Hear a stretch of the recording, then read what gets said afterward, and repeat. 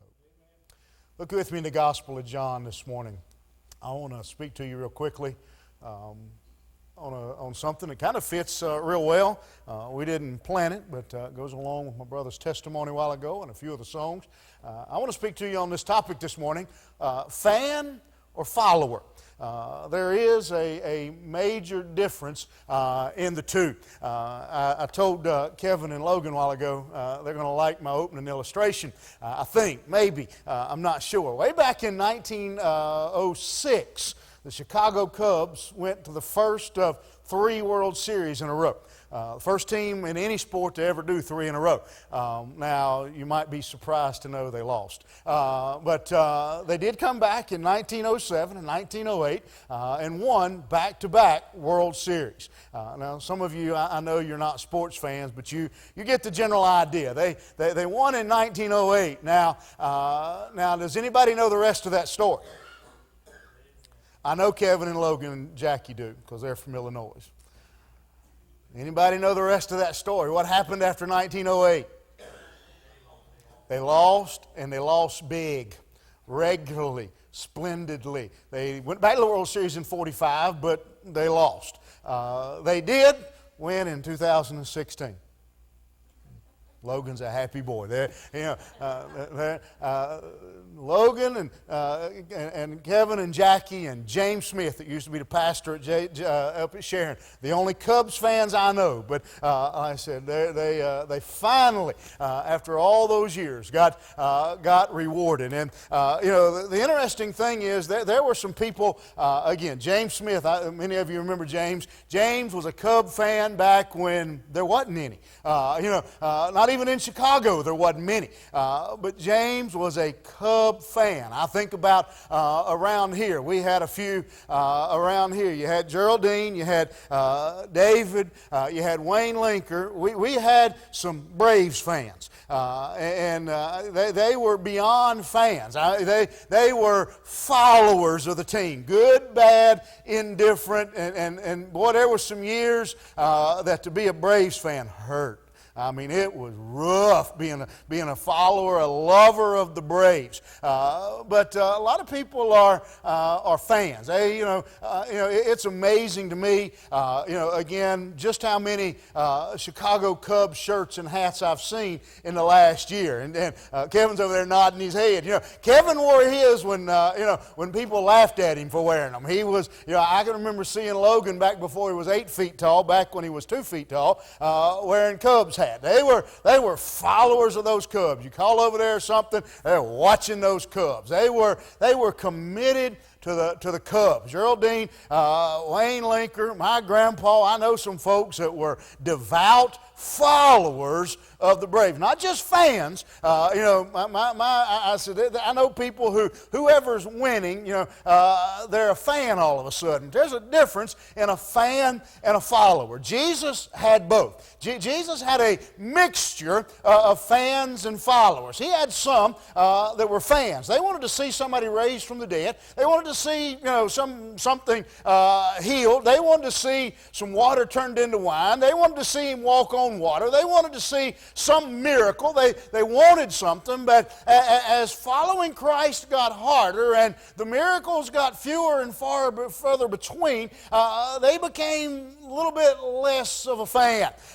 There were a handful that stayed there as followers. And in John chapter 6, we have the story where we're about to have one of those dividing points between fans and followers. We've got some fans that are about to bite the dust, and they're about to go the other way. And I don't have time to go into it, but in the middle of this chapter, Jesus goes in to an explanation about how He is the bread of life, how He is the answer. He's basically, at that point, laying claim to being the Messiah, to being the Son of God that the Jews had been looking for. And again, just to paraphrase a lengthy section of Scripture, He basically says, if you don't know me, you're lost. If you don't know me, you'll be eternally separated from God. To simply, as the Gospel of John says in another place, I am the way, the truth, and the life. And no man comes to the Father but by me. And so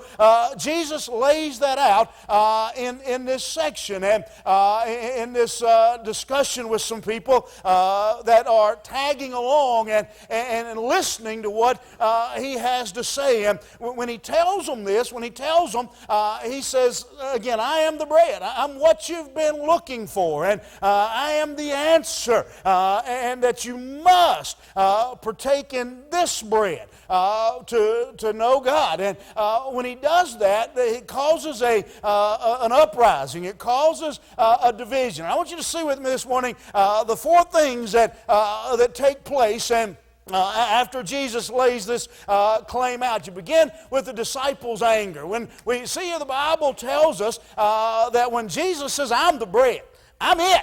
You know, I'm not part of the bread, some of the bread, I'm the bread. I am the way. I'm the only way to the Father, is what he says. And when he does that, the Bible says there that they say this is a hard saying. And when the King James says, who can hear it, what it basically says is, we don't want to hear it. Not that who can hear it, but we don't want to hear it. You know, he's laying claim, and we don't want to hear that mess. We came to see somebody walk on water. We came to see a dead person raised. We came to see some miracle done. We don't want to hear this stuff, him claiming to be the Messiah. And so they began to get riled up, and they began to get upset. And when it says here, the disciples, not talking about just the 12, it's talking about the crowd that was following him, and so they say, we don't want to hear this. This is not what we came for. We just came to see what kind of great things you would do. We don't want to have to think. We don't want to have to.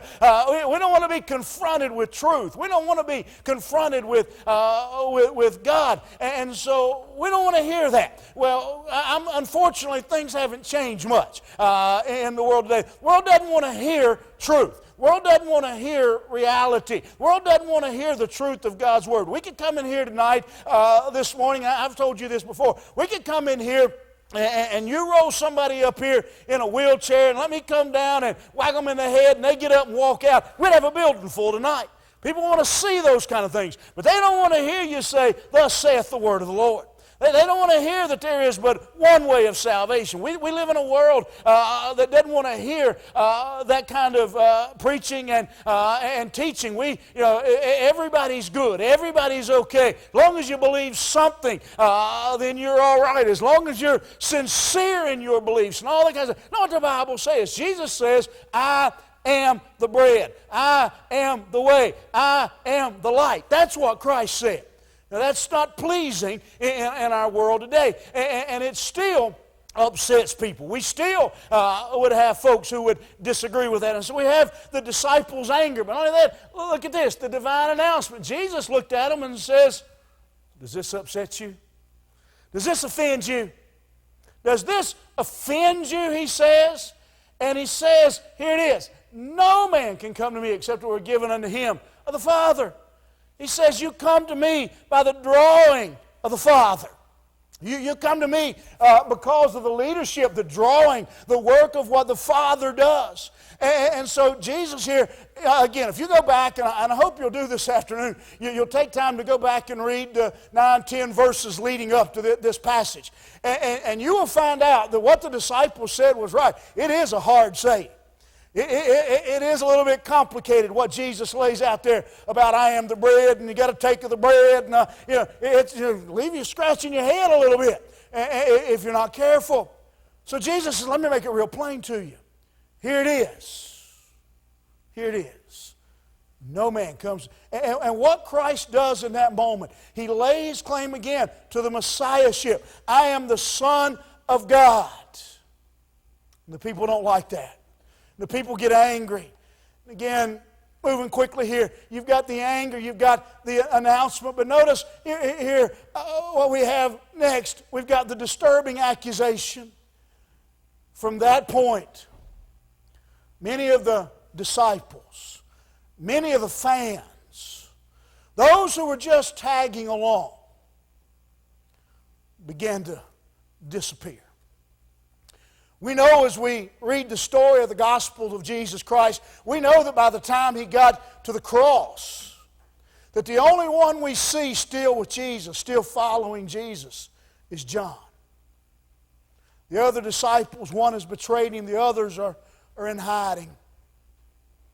They've decided it wasn't worth it. They've decided we'd rather just tag along for the fun.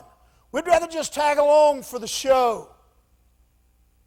But when He starts talking about taking up your cross, and He starts talking about taking up my yoke, I don't like that. That's a hard saying. I don't want to hear that. When He starts talking about leaving your old life behind, becoming a new creature, I don't know. I just want to go to church. I just want to sing in the choir. I just want to come in and hear some music. I just want to go on Sunday and I just want to sit in my spot and I want to be counted.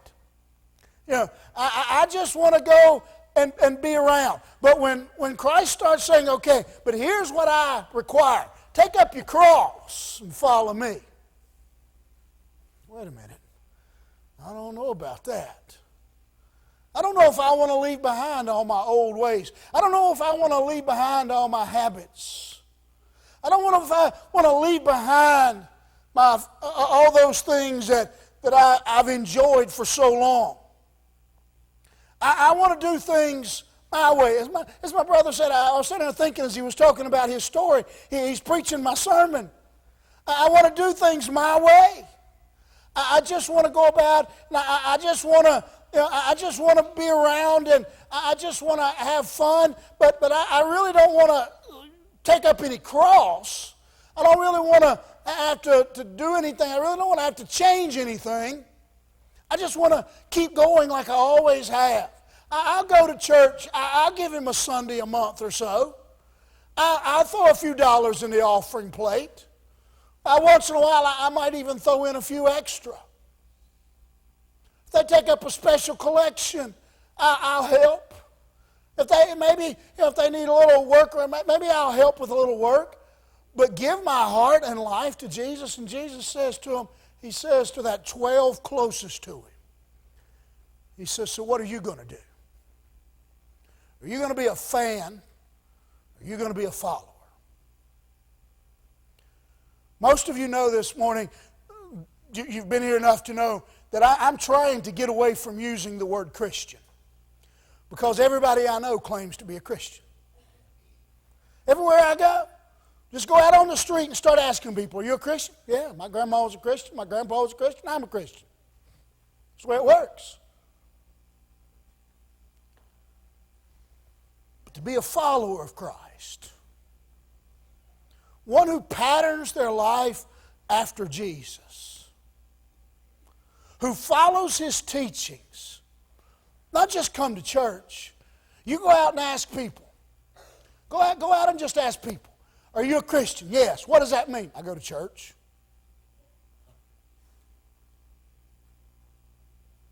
I read the Bible.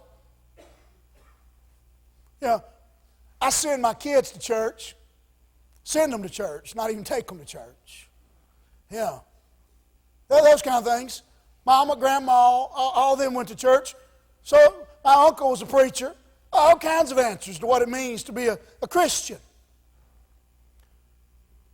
Christ says to His disciples at this point, it's time to, as some of you have heard the saying, fish or cut bait. Jesus says, what are you going to do? At this point, are you going to leave too? Are you going to be a fan? I don't know about you, but as a sports fan, I love sports. I don't care. You know, I don't care. Pretty much if they keep scoring, I'll watch it. You know, pretty much. You know, I may not can play it. I may not understand all the rules. But I'll divide up and I'll pick somebody to pull for us just because I like the color of the uniform or something.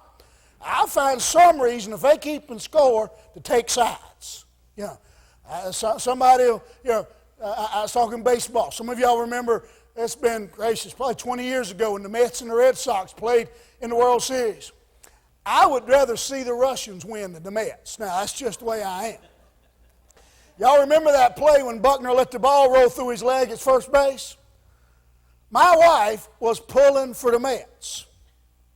She doesn't know why. She doesn't know a Met from a pet from a net. She has no idea. You know why she was pulling for the New York Mets? Because she felt sorry for them.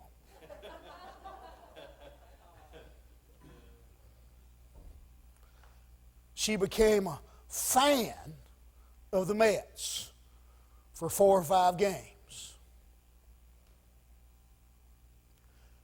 And I don't know if she's ever pulled for a Met since. That just drives me crazy to see sports fans like that. Pick a team and go for it. Yeah. Pick a team and stick with it. Y'all know I got a couple I hate and a couple I pull for. I won't even go into the ones I hate, Concord, Carolina, and the Cowboys. But I hate them. I hate them. I almost would rather see them lose than to see my team win. That's how bad I am. Nothing irritates me any worse than to see somebody all of a sudden come walking in. You know, yesterday they had on a Panthers jersey. Today they come in a Patriots jersey, and tomorrow they come in with a Raiders jersey on. Yeah, I admire my oldest boy. He has been a Raiders fan all his life. Last year or two, that hadn't been too hard. Before he was ever born, it wasn't too hard. But for most of his life, being an Oakland, Los Angeles, wherever they are today, Raiders fan, has been tough. Pick something and stick to it. Jesus says, are you leaving too? Are you going to be a fan? Or are you going to be a follower? Folks, I've said this before, and I mean it with all my heart. If you're not going to accept Jesus Christ, then be the biggest, bestest, or worst, however you define it, sinner you can possibly be. Because this is as good as it's getting for you. You better enjoy everything and get into everything you can on this earth. Because when you leave this earth,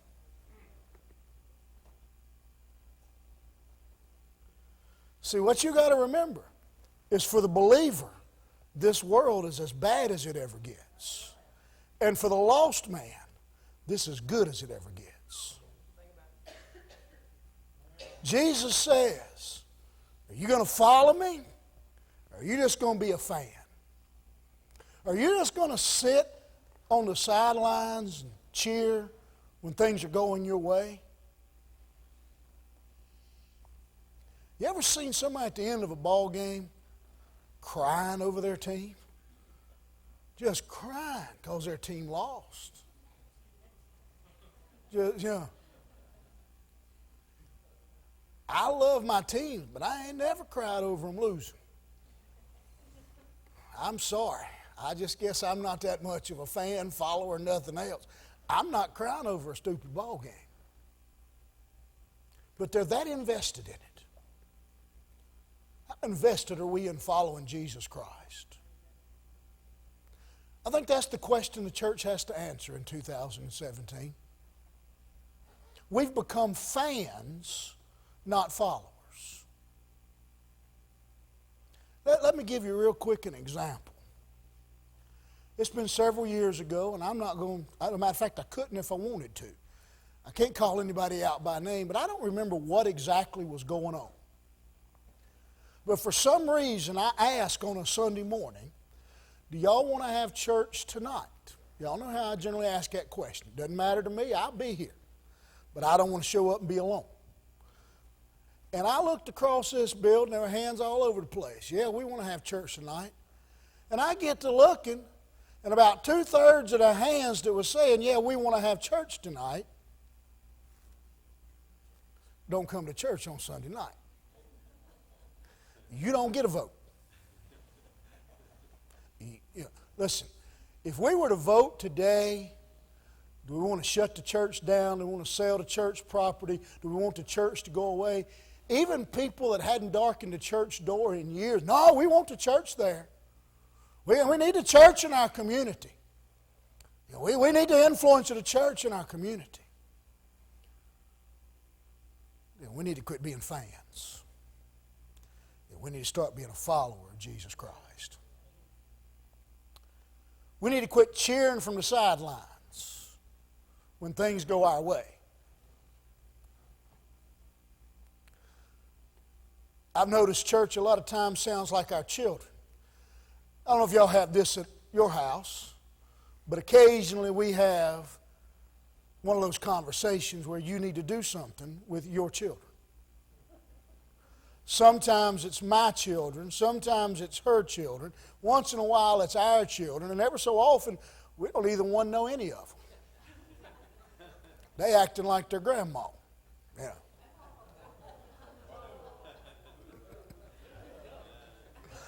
Yeehaw. I don't care. She can't reach me from there, and she'll forget by the time I get done. So. I hear people sometimes talking about church the same way. Well, they did so and so. Listen, it's us. We're either a fan of Jesus Christ or we're a follower. It's time we decide which way it's going to be. You follow Jesus Christ means you go through the thick and the thin. You take up your cross. You take up His yoke. Even when the battlefield is hot and heavy. Anybody can be a fan. But are you a follower? When I ask you to bow your heads, the Trinity Quartet's going to come back and they're going to sing one last song. There are people in this room who you're just a fan. You've come to church, you've been in church, you've been around church. You may have worked in church, you may have held an office in church. But you've never asked Christ into your heart. You may have knocked on doors, you may have passed out tracts, you may have given, you may have went on mission trips, done all those things. But the truth of the matter is, if you died today, you'd die lost. Because you're just a fan. Some of you need to step out this morning, you need to come to this altar and become a follower of Jesus Christ. There are others in this room who you know Christ. It's time to get in the game. It's time to take up your cross. It's time to say, God, I'm going to let you change me. I'm going to let you have all of me. I'm going to let you have my entire life. I'm going to give you complete control of my life. I want to be a follower, not a fan. As we stand together.